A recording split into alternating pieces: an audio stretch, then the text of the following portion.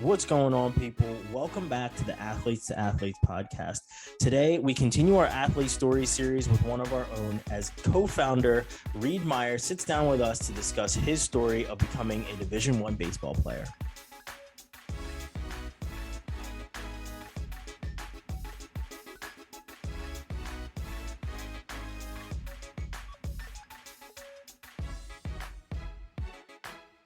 So today we've got, I guess, a familiar voice on the show, but it's going to get a little bit deeper than it normally does. Sitting down with A2A co-founder Reid Meyer. Reid, happy to have you on today. Obviously, you're instrumental in every single person that I interview. So going to be taking on a little bit of a different role for you today. Instead of watching the interviews and listening to everybody else's story, we're going to dig into yours. Maybe at some point we'll dig into mine, but today it's literally all about you. And we're going to start this out the same way that we normally would with anybody else, is digging into their background. So first question, just like everyone else, is Reid, where are you from? And give us a little spiel of who you are. Yeah, man. Well, Ryan, always good to chat with you. Reid Meyer, born and raised in Fort Worth, Texas. Lived in the same house from when I was born until I left for college. So kind of knew the same people, knew the same groups of folks that I played sports with and things like that. Moved over to a private school in high school because my parents were a little bit concerned about my ability to stay on my grades. So they wanted to help me out a little bit there. But yeah, man, I mean, nothing. I feel like for me, it's nothing too exciting. I guess we're going to dive into different pieces of it, but I mean, same house, same family, same friends, pretty consistent all the way throughout. And then I couldn't stay in the same place when I got to college. I went to 4 different places in 4 years. So it got a little bit wacky with that point. Yeah. Before we even get there, talk about the family a little bit more, any siblings, brothers, sisters, a big family, big sports family, or was it more of, you're kind of the outlier as the athlete in the family? Yeah, no. So my dad and I are certainly have the athletic stuff in mind. My sister dance. Let me go back. Let's give the roster here.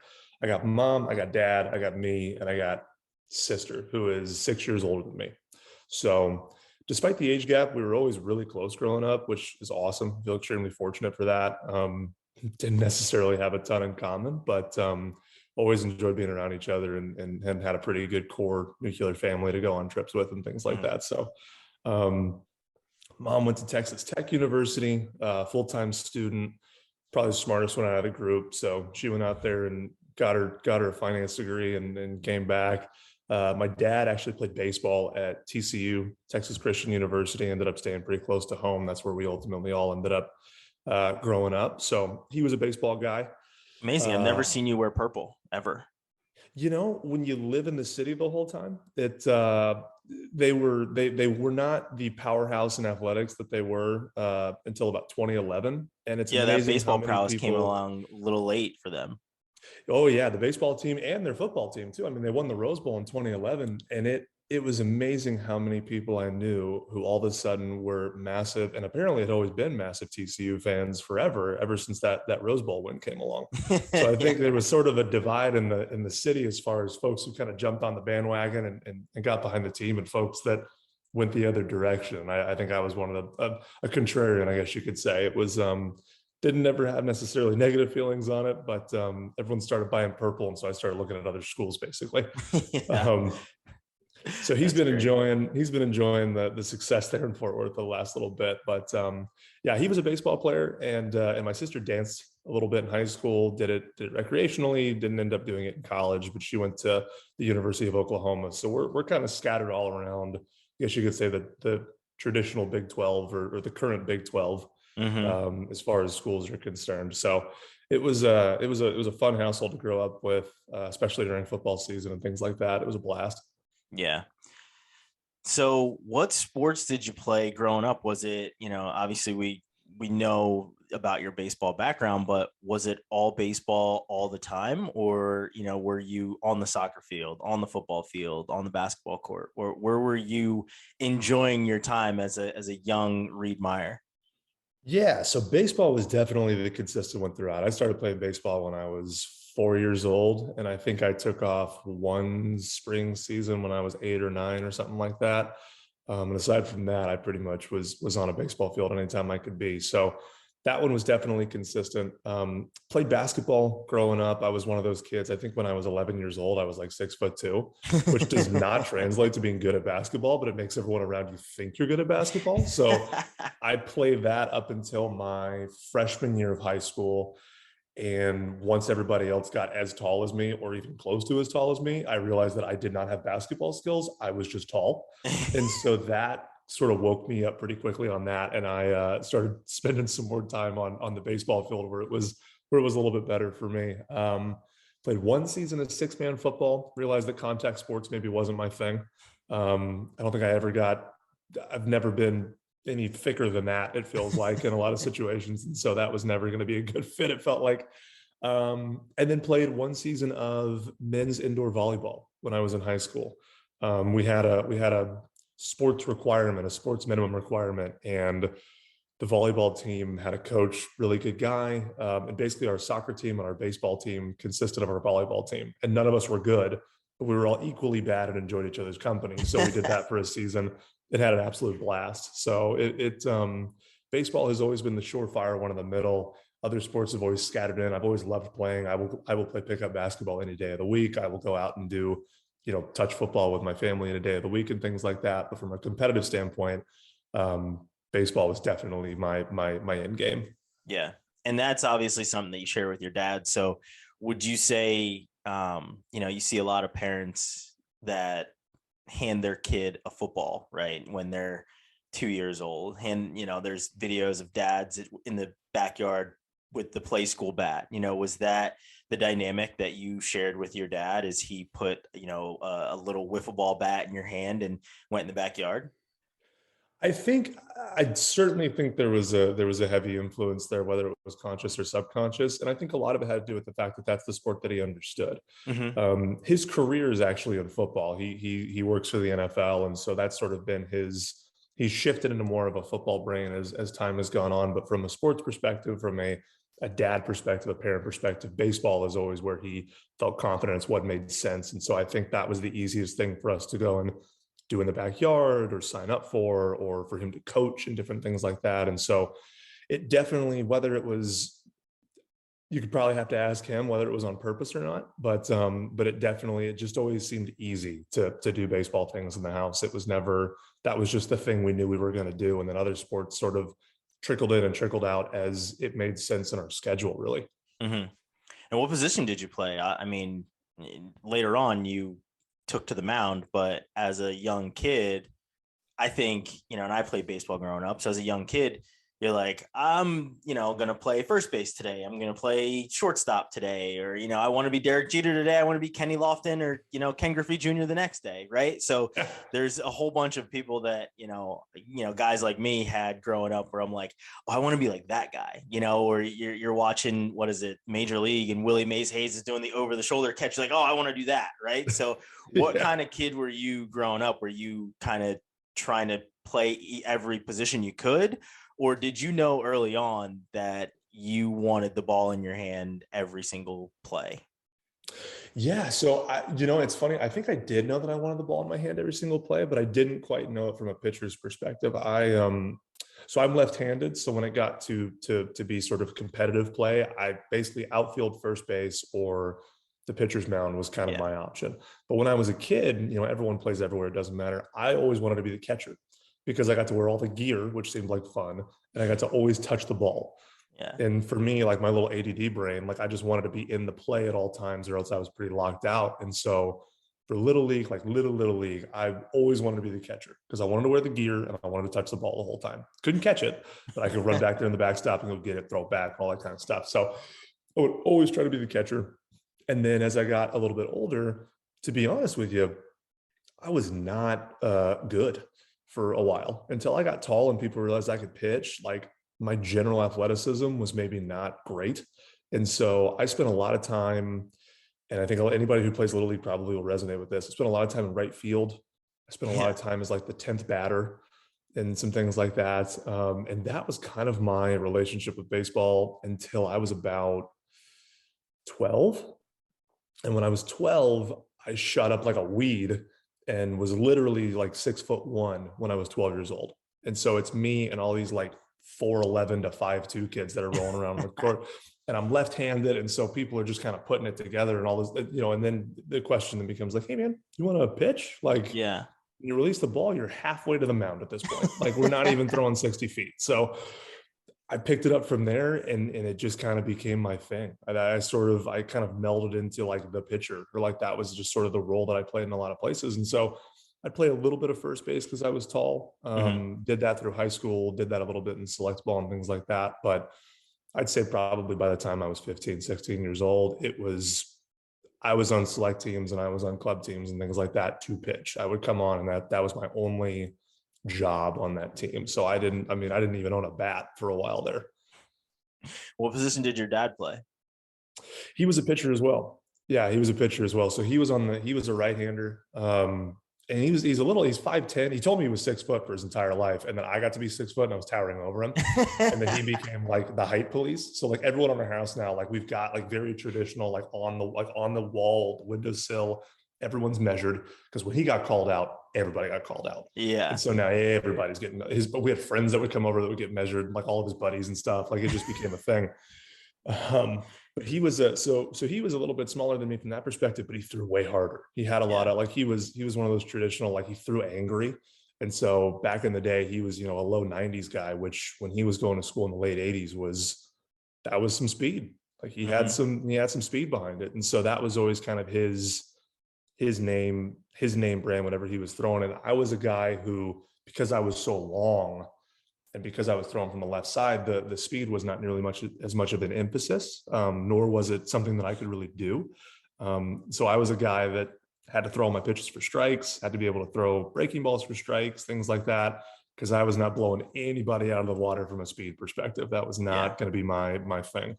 Yeah. Now, seeing as both of you guys were pitchers, but you were thrown from different dynamics, how does he help you? How does he coach you, knowing that it's backwards to you? You know what I mean? He's a right-hander, you're a left-hander. It's not the same arm angle, not much is the same. So how do you pick up mechanics from your dad, who for most of us is our first coach?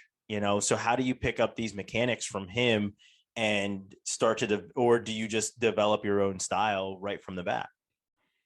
Yeah, so he it's funny when you talk about the pitching angle. We were coming from opposite sides of the mound, but because of that, we could actually mirror each other whenever we would do any type of pitching drill. So he could stand in front of me, I could stand in front of him. We could throw the exact same side, and we could essentially just mimic each other's motion as we went. So I spent a lot of time just standing across from my dad. He would do his pitching motion, and I would just try to copy his pitching motion because I could look right at him the whole time he was doing it. And it looked exactly the same. Yeah, exactly. And so that's how I started learning how to pitch initially.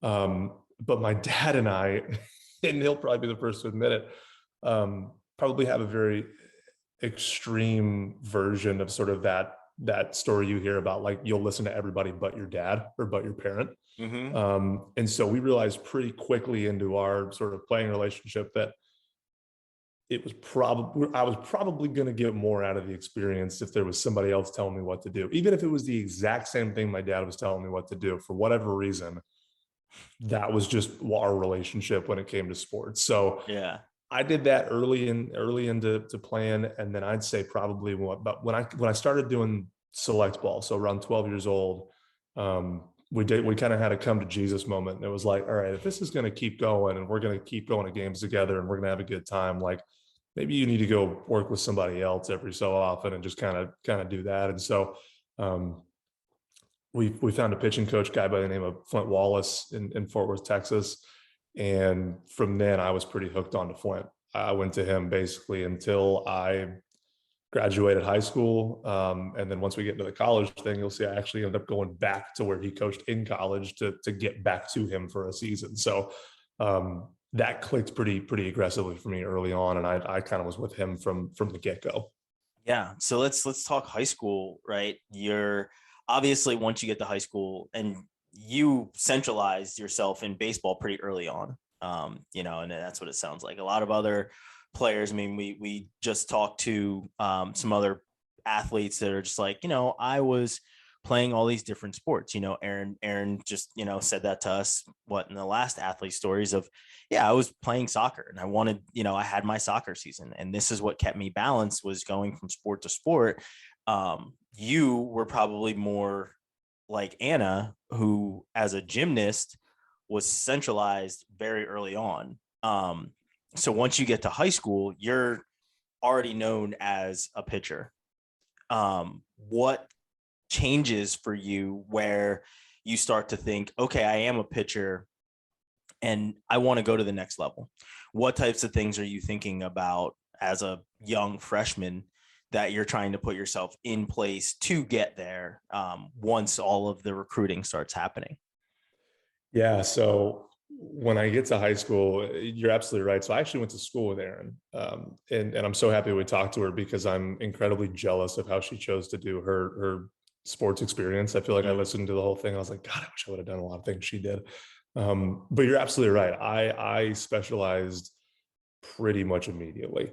I had an interest in baseball. I was getting positive feedback from select coaches, from instructors, from different things like that, sort of leading up into high school. In for my family, there was this assumption that, okay, if you're going to do this, like, this is going to be your job for the next 4 years. Like, you're going to try to be a college athlete. You're going to try to be the baseball guy. So we're going to lean into that and we're going to do that.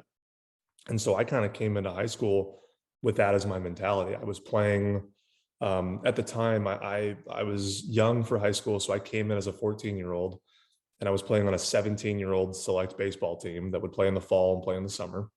So I had left the team with all my friends on it to go play on this showcase team because I had the opportunity to do it, and you're not going to pass up an opportunity to do that. That was my mentality, at least in the time.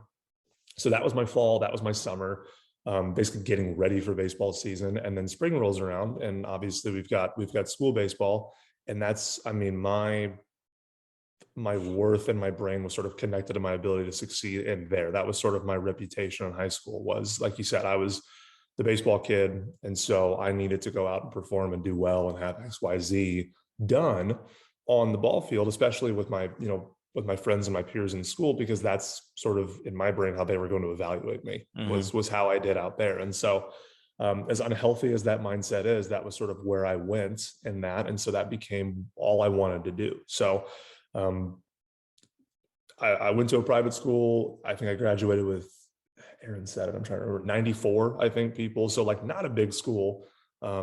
I did make varsity freshman year. And so for me, that was like the pinnacle. Like, I got to play, I was on varsity, all this different stuff. I got to letter. Again, at the time, that was just all that mattered to me. Yeah. Nothing else mattered. And so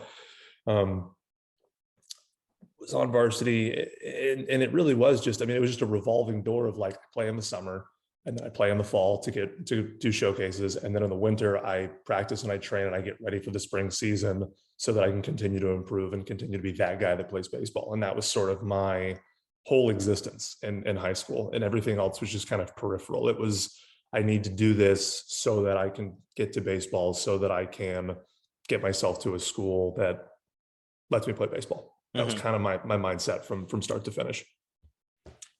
That's, yeah, that's interesting, right? Because that was your identity from the time you were 12 years old on. Yeah. And that's how you identified throughout the entire school.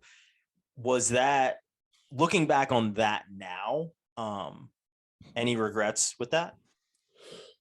100%. Yeah. I mean, the experience put me in a place to be able to make A2A and to meet the people that I've met, and to try and make a substantive difference in sort of how that process is. So in that sense, I can't really say I regret it, but oh my God, if I could go back to freshman year me and be like, you need to just take a beat, man. Like, baseball is great, and, like, you're gonna be able to do it, and you're not gonna, I think what was crazy for me is, like, you're not gonna not work hard for the sport. Like, you love it, you want to play, you're gonna work hard.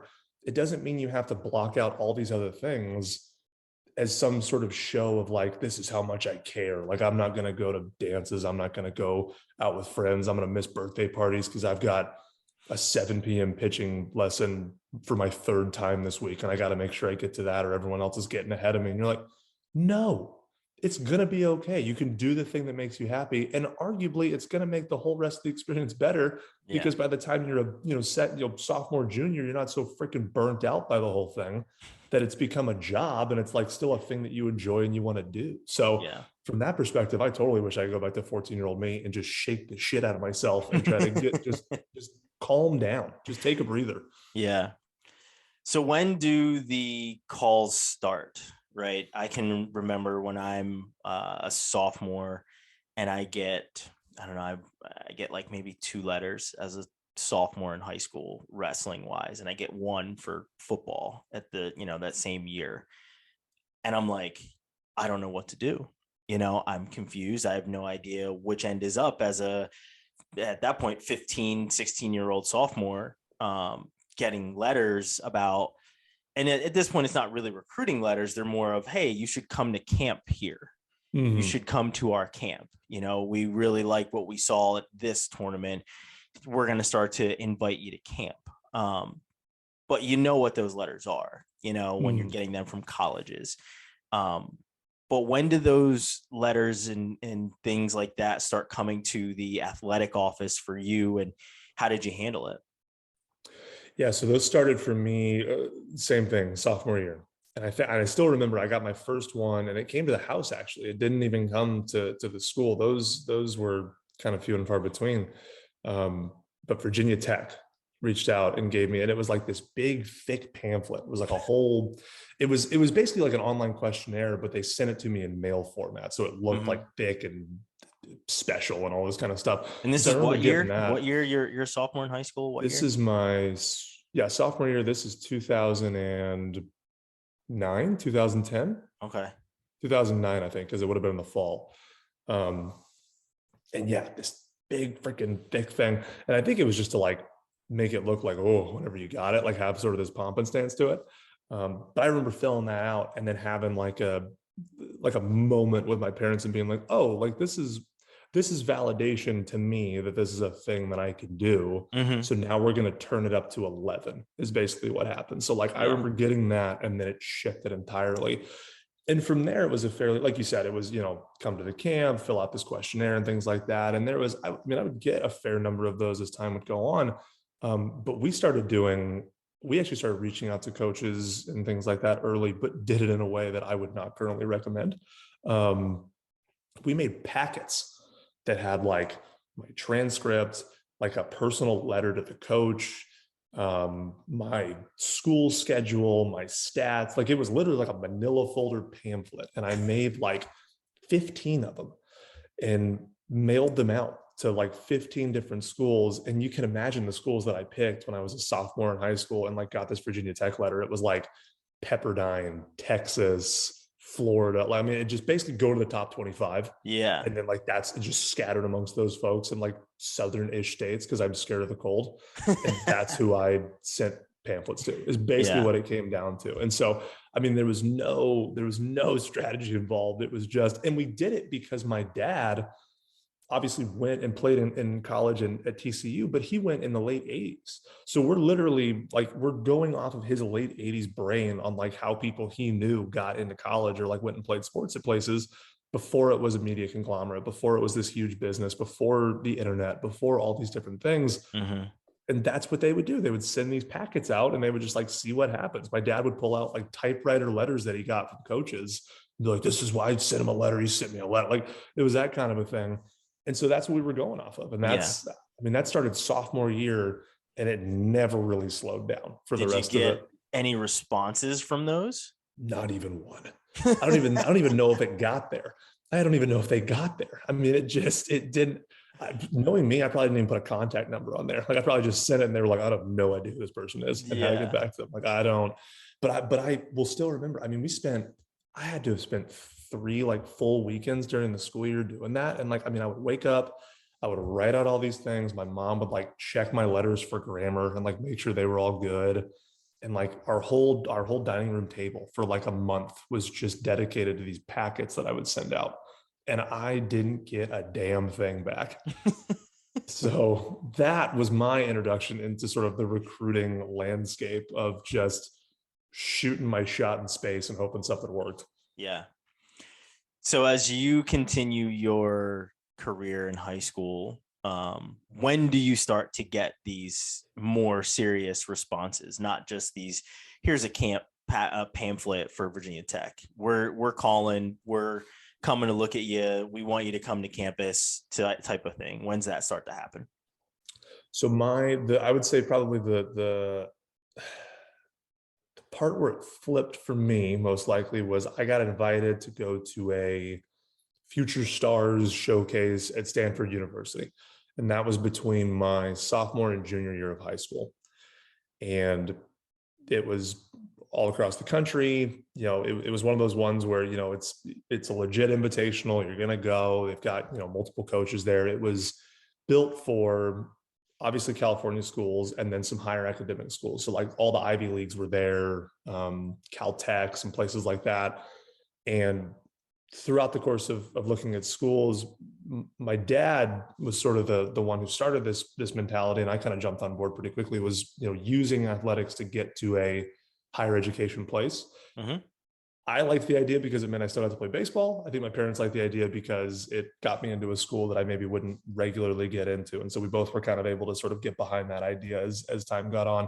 I still always, had Texas and Florida and all these schools in the back of my head, but that was something that we certainly would go to camps for and whatnot. But I had a really good camp. I mean, I blew the doors off of some people when I was there. Got a lot of attention from coaches and whatnot. And that's when, that summer is when folks could start calling me on the phone. And so I went to that camp, and then the phone calls started coming. Yeah. And I remember the sort of the biggest one for me was Army, West Point. Because if you're a Federal Service Academy, you can start the NCAA communication rules basically back up a year for you.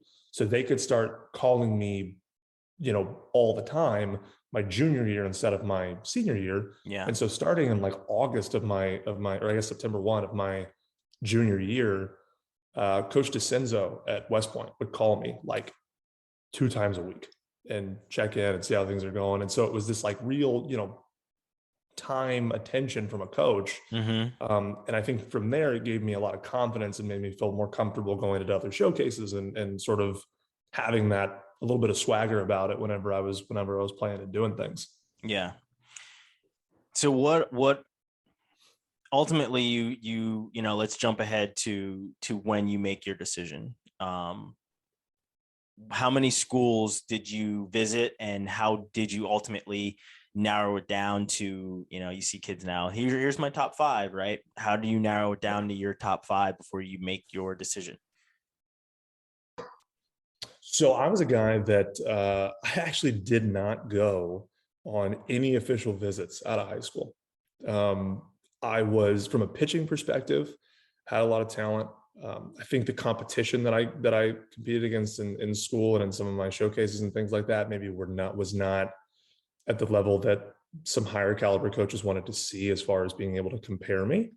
And then, to be honest, I didn't throw all that hard. I think that was a lot of it. My velocity was a hindrance sort of at the higher division schools that I, in my brain, thought that I needed to be going to or needed to be pursuing. And so there was a lot of mismatch as far as I'm reaching out to these schools thinking that I'm here, and these schools are wanting me to be here from a velocity perspective and sort of a dominance perspective.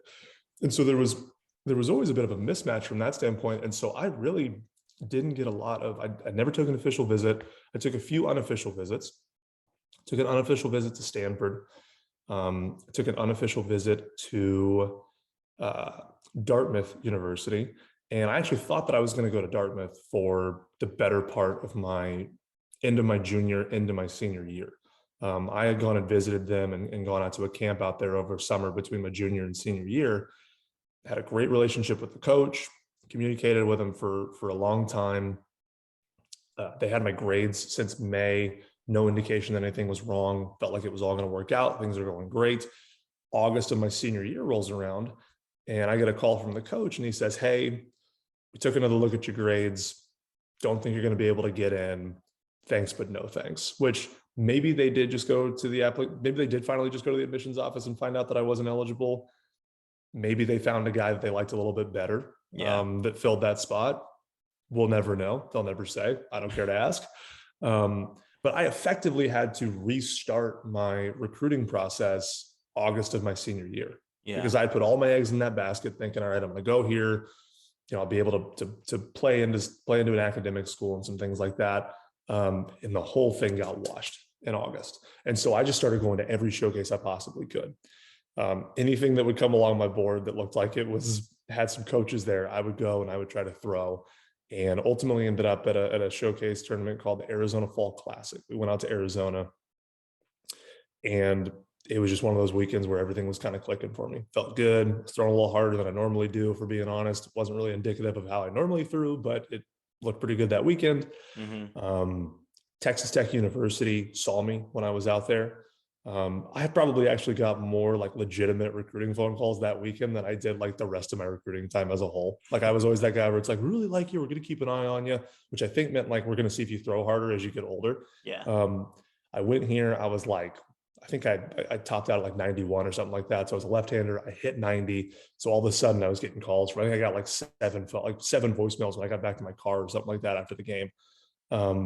Texas Tech University was the biggest, baddest school that called me. They were a Big 12 school, had, I think, 9 draft picks the previous year or something like that. And so for me, to be honest, whether it was, the feeling slighted at Dartmouth, or just feeling like, this added pressure of like, oh my God, like I'm this guy and I have nobody who wants me. I got to go and like really show up and show out and show people I can do this. Once I heard from Tech and they expressed interest, that was pretty much, I was like, all right, they're the biggest school, they're the baddest school. I'm gonna call them back. I'm gonna pursue that. So I talked to the coach twice, went and visited Lubbock probably 2 weeks after this tournament happened. Didn't like Lubbock. Nothing again. It really is a great city, but it just wasn't a good fit for me. I was coming from a big city. I wasn't used to West Texas. I don't drink. That tends to be a hobby in West Texas, and in Lubbock. So for me, it wasn't a good culture fit. And I knew that, but again, I've got a Big 12 team that is, now that I'm there, offering me a 50% athletic scholarship to play Big 12 baseball. And so all that stuff goes out the window for me. I get home and I know in my gut that Tech is not a good overall fit for me, but in my brain, hey, other people go through this. Other people pick schools that maybe aren't great fits. This is an opportunity to play Big 12 baseball. I'm going to ignore the rest of those feelings. I'm sure I'll get used to it. I'm sure I'll learn to like Texas Tech. I need to go play Big 12 baseball because that's who I am and that's what I do. So I restarted my recruiting process, met the coach at Texas Tech, visited Texas Tech, and signed my national letter of intent, I think in like a 10 to 14 day window. Is something like that, because the early signing period was almost done. And again, vanity, my brain had this weird thing of like, I have to sign at the early signing period. If I don't sign at the early signing period, then that means that I had to, I was pushed to the spring and to the late signing period. And that's not who I am. That's not my brand as a baseball player, which is the stupidest thing now that I'm thinking about it as an adult, but that's where my brain was at in high school. And so signed with them, and I was going to Tech. And that was that. Yeah. How's your dad feel about you going to Tech? There was a mindset shift as far as the academics were concerned. Going from Dartmouth to Texas Tech is a slightly different trajectory from that standpoint. Again, not to diminish Texas Tech as a university. They have fantastic programs, but when you hear, when you think academic schools, you think Ivy League, and it's just kind of that, there's that pomp and that sort of brand behind it. And so I think that was a mindset shift for some folks, that was going to be the transition in my family. But, I think for them, to be honest, like my dad, especially, like, for them, I told them my goal from when I was 14 years old was to play big college baseball and to go to the next level. And so for all intents and purposes, I've achieved that goal. So Yeah. everyone's excited about it. We're all in. We're wearing black and red. We're buying all the gear. We're getting ready to go. We're planning trips out to West Texas for baseball season. So I mean, it was all hands on deck at that point. We were team tech. I mean, it was full bore. So let's talk the next 4 years. You get to Tech. How's it go? Not great. And you know what? It's pretty much on me. I mean, it really is. Again, I'm a 17-year-old kid when I make this commitment. My only priorities in making a college choice are where's the biggest, baddest baseball school I can go to. And I got what I asked for. And that's Yeah. pretty much what it comes down to. I showed up. I mean, shoot, I was gonna, I'd say 3 weeks in of being there, there was sort of this click in my brain of like, ooh, this is not getting better. Like, Yeah. I don't like this city anymore than I used to. I didn't know what my major was until I showed up. Like I literally showed up and our athletic advisor was like, you're an exercise science major, and just like gave me my classes because they fit with my baseball schedule. And like, I'm terrified of blood. Like I pass out when people get injured. So like, that's a terrible combination for me. But like, that's what I was for the first year is it was an exercise science major. Um, so classes were stressful. I'd go to biomechanics and they'd show all these different things. And I was like, I don't like that. That's terrible. Um, and so, I mean, just left to right, like it just, I mean, and I show up and I'm 17 years old and I'm practicing. I'm coming from a private school where I'm the biggest dude there. Yeah. And I am now amongst men. I'm a boy amongst men, and my brain didn't know how to process it and how to manage it. I mean, these dudes were, been on college, strength training programs. They've got 3 years on me in development, whatever else. And so I'm just bamboozled from day one. And it was, I mean, it was pretty much a roller coaster the whole way. I mean, I kind of secluded myself in my room, certainly had some friends on the team and things like that. It wasn't as if folks were bad or bad to me or anything like that. I still have a couple of lifelong friends on that team, but it was very obvious to me that my relationship with baseball had changed entirely. It had become a business, and that was not something that I was mentally prepared for. For me, baseball was still a passion and something I wanted to do because I loved it. And that wasn't the reality of what that sport was at the level that I decided to go try and play. Mm-hmm. And, and obviously me knowing you, I know how much of a toll that takes on you just from knowing your personality and knowing, how you approach things. So, and obviously knowing a little bit more of a backstory of you being at Tech. So, what are some of the things that start to happen while you're at Tech that, is a big time detriment to how you're feeling and why you ended up leaving? Yeah. So for me, it stemmed a lot from my mental health. My fall semester at Tech, I got bamboozled by it. I was overwhelmed by the sports aspect. The only thing I thought I had any control over was my academics. I wasn't taking classes I was excited about, but at least it was a control factor for me. I knew that I could handle my homework. I could handle my classes. Those things were completely in my control.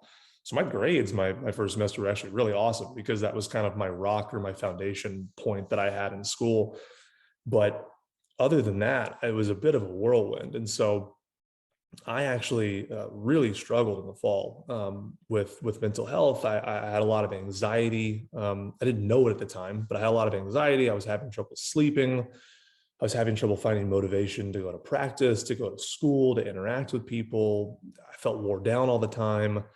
Um, and it was a tough first semester. And so I go home for winter break, and my sister sees me and she's like, something is wrong with you, man. Like, this is not good. So I come to find out I had lost just about 60 pounds in 4 months since I was at Tech, which again, I told you I was about this. So I didn't have it to give. So, I mean, I came Yeah. back and apparently I was just skeletal. And I say apparently because I don't have pictures of myself really from like fall semester at Texas Tech until I ultimately got to the University of Texas my junior year. And a lot of that stemmed from I my sister recommended I go to therapy. She was like, something's up. Obviously, this isn't right. Like, you need to go talk to somebody. So I went and talked to somebody, started going to therapy, and realized that I had an acute case of social anxiety, an acute case of depression, and a pretty gnarly case of body dysmorphia. And so I had just been starving myself systematically for the last 4 months, in some ways in an effort to sort of try to control my environment, in some ways extremely comparing myself to these 22-year-old men that I was playing baseball with, and not realizing how they have muscle tone and are built out, and I'm built like a stick, and I can't, find the strength that they have right now, because I'm trying to catch up on the team and get to a place where I can compete and things like that. And so I had a pretty gnarly cocktail of mental health struggles there that sort of got at least identified my winter break semester between my tech semesters. And so I got prescribed Lexapro for depression. Really had to take a step back and start to create a system and a schedule for myself, as far as eating, and making sure I was eating properly, and not working out 2 to 3 times a week, 2 to 3 times a day, and refusing food to myself to try and get my body fat percentage down, because again, 17-year-old me decided that's how I was going to dictate what my muscle mass was and how I compared to the guys I was playing with. Yeah. And that was a wake up call for me. I mean, that was it. It happened so just sort of gradually over the course of my first semester. I needed someone to tell me something was up, and thank God my sister did it. And so I was able to sort of address it and start making changes there. But it didn't, when I got back to tech in the spring, I didn't feel like I had a good handle on it. I still was struggling. I still was struggling in my environment. The medication was helping. I was taking active measures to be more aware of myself and the decisions that I was making. But for me, it was really just a realization of that, like, this just wasn't a good environment for me. It was not, I wasn't able to sort of break out of this shell that I had created for myself at tech, and I needed to do something different. Mm-hmm. And that's sort of why I decided to leave at the end of the year. And where did you go? So I called my old coach, Flint Wallace, Mm-hmm. who was the pitching coach at Weatherford Junior College, which is a little junior college about 30 minutes outside of my hometown. Called him on the way home from Lubbock and said, "Hey, coach, I'm leaving Texas Tech. Can I come play for you? I don't care if I'm a walk-on. I don't care if I'm a whatever. Can I come play for you?" And he said, "Let me double check with coach." Calls me back about an hour later and says, "Yep, you can come to Weatherford." And I was going to Weatherford. That was, I mean, to be honest with you, I stole a bunch of stuff I took a bunch of stuff that was mine from the Texas Tech locker room, because I knew I wasn't coming back. Yeah. And just put it in the back of the car and took off.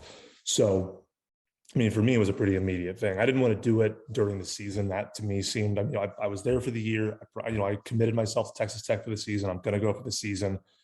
But the moment Coach Tadlock was like, "We don't want you to go to the Big 12 tournament. You can go home," called him, changed, and I was done. I was doing that for the next semester.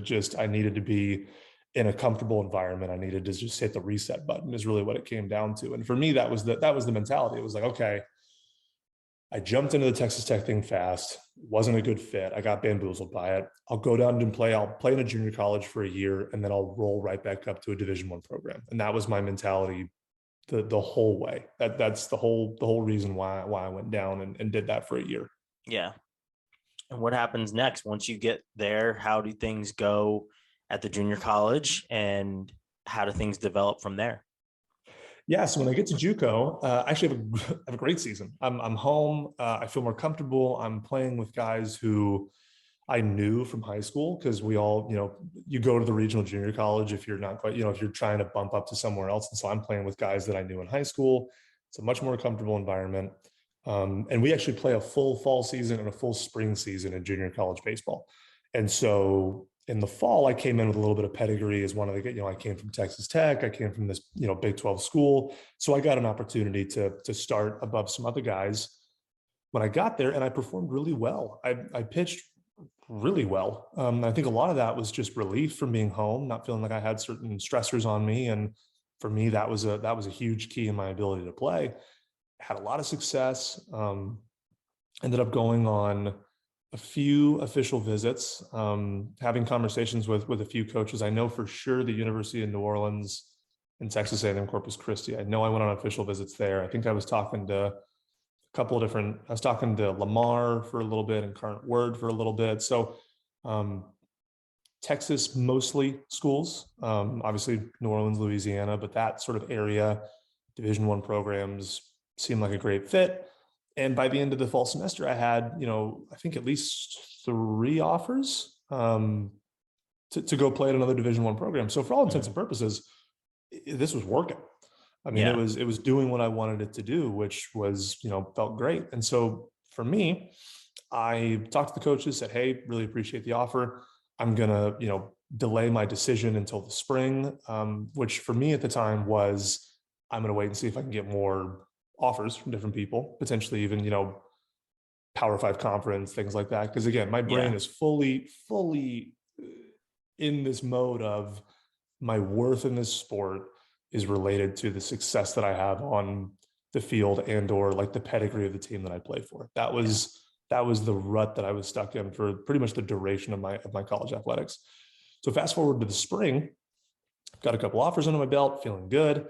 We start the spring season, and the team as a whole struggles. I mean, we don't do that well for the first couple of weeks, and we're traditionally a pretty competitive team.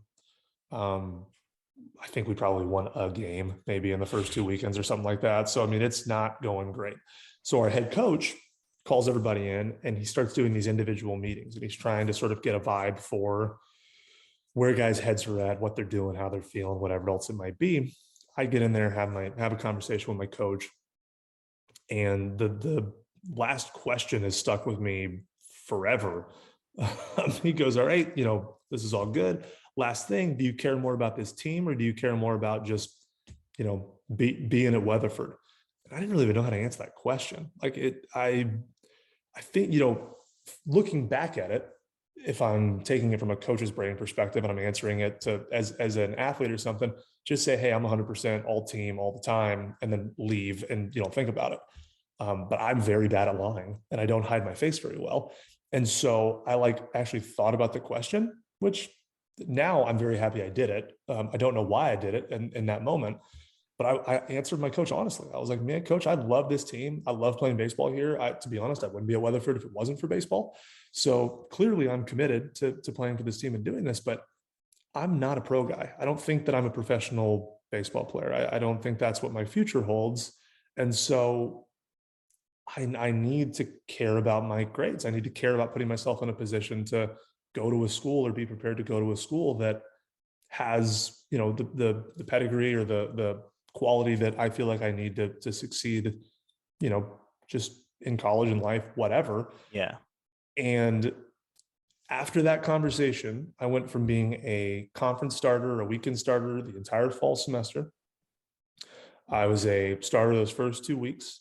And then I didn't pitch again that season until our junior college senior day, so sophomore day, at the end of the season. And I ended the season with 11 innings, 9 of which came in the first 2 weeks of the spring season.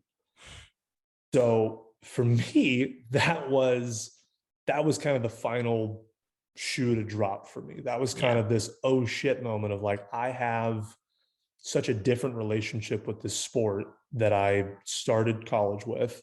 Clearly we're going in different directions. I want to play because I love it. I want to play because it's been my identity since I was 12 years old. I don't know what else to do if I'm not playing baseball. So that was my, it was a passion thing. It was a passion perspective. And it had now become something totally different. I mean, it was more of a business. It was more of a job that you did.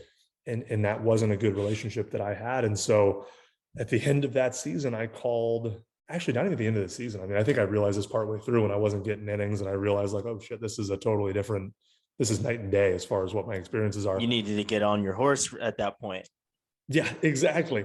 So I called all the coaches that had offered me or expressed interest and told every one of them I was done playing baseball. I'm hanging up the cleats. I'm done. I'm not, I'm not playing for you, but I'm not playing for anybody. Yeah. I'm done with this. And I spent that semester, that spring semester at Weatherford, on weekends when I wouldn't travel with the team because I wasn't part of the group of pitchers they would take on away games or whatever. I would go visit different schools for school.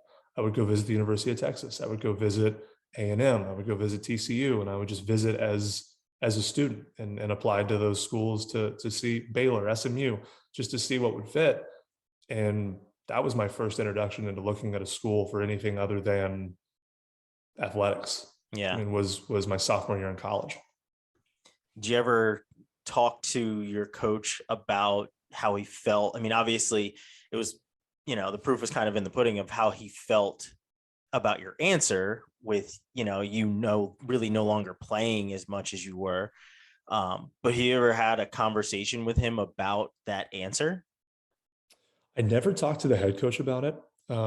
We didn't, I mean, we had a fine relationship. It wasn't anything, I mean, at the end of obviously it was kind of weird, but we never had a bad relationship. But I went to Weatherford for my pitching coach. So I knew him really well. That's who I interacted with every day for practice and things like that. And I did talk to him. I mean, we got about a month into the season where I wasn't doing anything.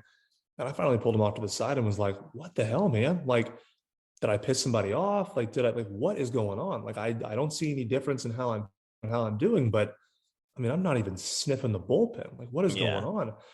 And to my coach's credit, I mean, he put it in perspective for me. He was like, listen, man, like we've got, I think at the time it was like 14 pitchers on the staff. So we got 14 pitchers on staff.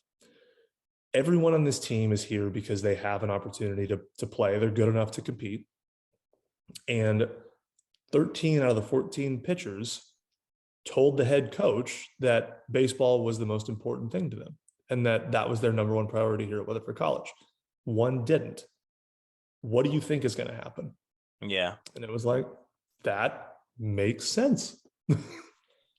I see where That you're certainly coming from. puts it into perspective, I guess. Right. Mm-hmm. And so it just was, and that was kind of the oh shoot moment for me of like, all right, kind of had some thoughts, but that helps solidify. That is what this is now. That is what sort of that's the role baseball needs to play in my life for it to continue to be a part of my existence in college. That's where it needs to live on my priority board. And I just can't get there. So what do the next couple of years look like after you leave Weatherford? Where do you go for, your last couple of years of college? Yeah, so I ended up at the University of Texas in Austin. Was fortunate enough to keep my grades up whenever I was going to school and transfer into there as an upperclassman. And the combination of relief and confusion my first semester at UT is something that I don't think I'll ever be able to like truly vocalize or explain. By far my worst semester that I've had in all graduate school, undergrad, everything, worst semester I've ever had grades wise, because I just completely was I was trying to re-identify myself as a person. New city, new friends. I've got one guy that I know there who I'm rooming with, but he's got a girlfriend long-term, so he's never there. He's hanging out with her, understandably so. And so I'm basically out in the middle of the lake with no paddle in Austin, trying to figure out who I am, what I'm doing, trying to find a degree plan that doesn't put me so far back that I've got to redo multiple years, but also allows me to get some kind of a degree that I feel like I could do something with. Just trying to figure it out. Mm-hmm. And so that first semester was hectic, I guess, to put it in one way. But the amount of relief I felt from now having the decisions or having the options to decide what I wanted to do with my time and how I wanted to put my time into certain things. And if I wanted to do an internship, if I wanted to do a job, if I wanted to go to the movies with friends. I mean, it was a world of opportunity and options that I had never experienced before, because it was so, my schedule was so rigored and scheduled out for me since the age of 12. It felt like that now it was almost, I had too much freedom and I didn't know what to do with it because I wasn't prepared. And so I took the first semester to just kind of, my eyes were big the whole time and I was looking around and I was trying to figure out who I was and what I was and whatever else. And it was like a rubber band was getting slowly unwound. just over the course of my time at UT. And unfortunately, I had built a negative relationship with college as a whole. I associated the college experience with what I had done in sports. And so for me, I actually wanted to get out of college as fast as possible. Despite going to 4 different schools in 3.5 years, that would have been Texas Tech, Weatherford Junior College, Austin Community College for some classes, and UT, I actually graduated a semester early because I just wanted to be done. I mean, I felt like I was getting whiplash the whole time. And so I was taking classes over the summer. I was putting my head down, just trying to get over it. And my college experience was defined by moving every summer, figuring out what my degree plan was going to be the next year, and then just putting my head down and trying to survive basically Yeah. from year over year. And I graduated from UT and I had no idea what I wanted to do. And I think the week before I graduated, I called a guy that I knew who coached baseball in Fort Worth, Texas, and was like, "Can I please come be a pitching coach for you? I don't know what else to do. This is what I think is my trajectory until I figure it out." And that way I was close to home so that I had a support structure, because I wasn't confident enough to go somewhere and be somebody as an individual. I needed to sort of crutch on my family to figure out what was going on after college. And that's what I did. Interesting.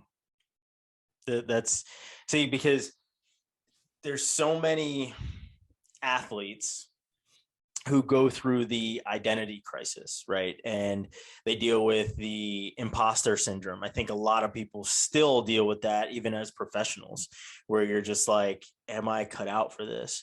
But despite not knowing what you wanted to do once you were done at UT, one of the things was kind of developing A2A while you were still in school, or at least on a cork board. How does that come about? Yeah. So at this point, A2A was a pipe dream. And to be honest with you, probably a form of therapy for me. That it was born, yeah, in my 1-bedroom apartment, my last semester at UT. And I didn't mention it before because it was not a career path at this point. It was a, what the hell is this kind of a thing? But I started to reflect, I guess, in my last semester. I'm getting ready to join, I'm graduating, getting my degree, I'm joining the business force, I'm becoming an adult. And I still, to that day, had lingering, just, it sat in the back of my head as to how I managed my college trajectory. It was like, how did I do this so wrong? It felt like, I mean, how did I get bounced around all these different schools? I had this great idea that I was going to go be this Division I baseball player. It was going to define me. I was going to have this awesome experience, whatever. And I mean, I got my ass kicked the whole time. I mean, there's really no other way to put it. Like, I just got tossed around, and it beat me up. And so I'm sitting in my apartment, and I would just start writing down questions. I had like this big thing of note cards, and I would just start writing down questions or things that I wish I would have known, things I wish I would have asked before just all of that. Could this have helped me make a better decision? If I would have known this, would it have made a difference in how I manage this process? And just started writing stuff down. I would do it at night. I would make dinner, I would put on TV or whatever, and I would just kind of let my brain go. And by the end of it, it started on a cork board. I went and bought a cork board from Target, filled that thing up in about 2 days. And by the end of it, I mean, I probably did this for a month and a half, 2 months, something like that. I had like a little kitchenette area in my apartment, and I had literally filled the walls up like that movie 23 with Jim Carrey, of just note cards, of questions, of things that, like, man, if all of these things would have helped me to some percentage, to some degree, if I would have known it, if I would have asked it, if I would have investigated it, any of these things would have been helpful. And so when I finally got to the end of my road, and I kind of, I looked and I was like, all right, I feel like I've gotten to a good stop point of, like, I have this out of my brain and on paper, and I can look at it and I can identify it, and it's not just this thing swimming around in the back of my head as sort of this what if. And I started calling people that I played sports with, or knew that I played sports with. So that was at Tech, that was friends at Texas, TCU, whatever. And for me, it was a lot of the Texas schools and whatnot. But the important part was I called other college athletes, people that had started in and transferred, people who were at the same place the whole time, people who had started and quit, all different levels. Cause that's, I mean, we kind of run in the same social circles and know each other. And every single person that I called resonated with at least a big chunk of the questions that I had written down on my note cards. And every single one of them had multiple note cards or multiple notes themselves to add to the wall. I mean, there was not a person out there who felt like they managed this process effectively. And there wasn't a person out there that I talked to that didn't say something to the effect of, yeah, if I would have known that, I probably would have done this differently. Or I really wish I would have known that before I made this decision. Mm-hmm. And so for me, that was sort of this click moment of like, all right, this isn't just a me problem. Like it started out as, okay, I need to write these things down and figure out what was wrong with me. And it shifted into, okay, this is something that is apparently systematically not being addressed. Like we've created a system now that puts kids in a position to be reactive in this process.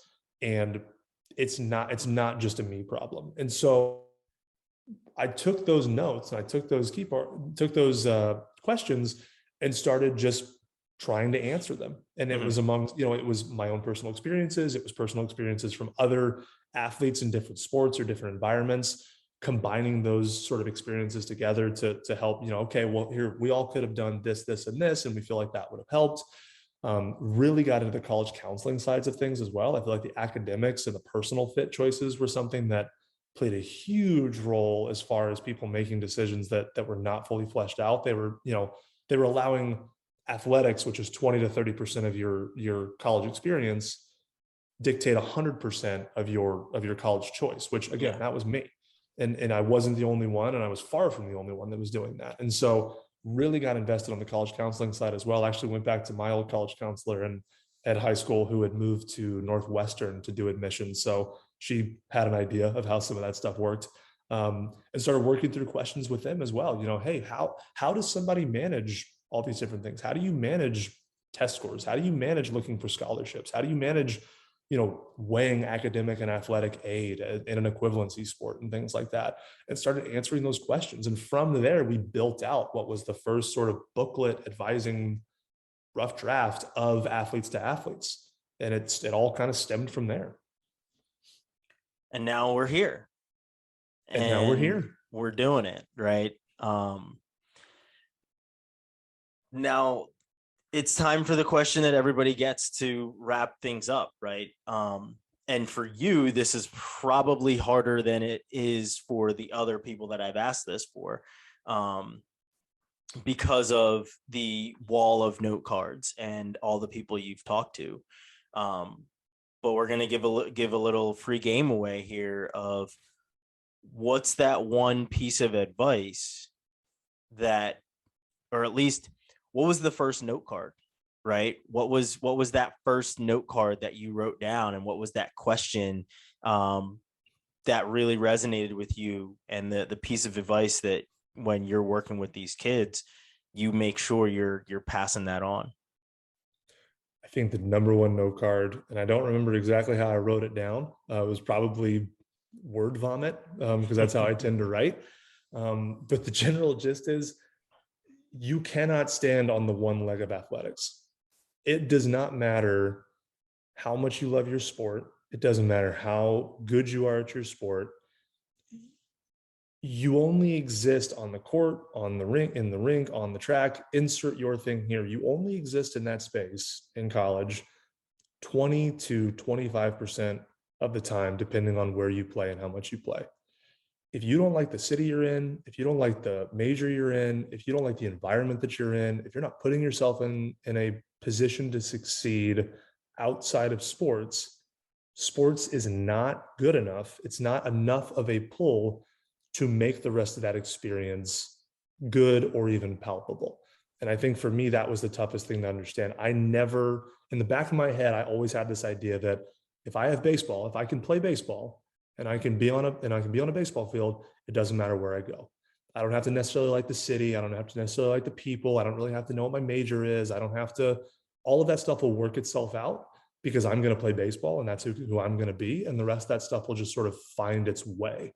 And that, I have yet to find a person that I've spoken to, college, pro, or otherwise, who thinks that that is still the case, especially after going through their college experience. It cannot stand on its own. You have to find a place that is a holistic fit for you. You have to.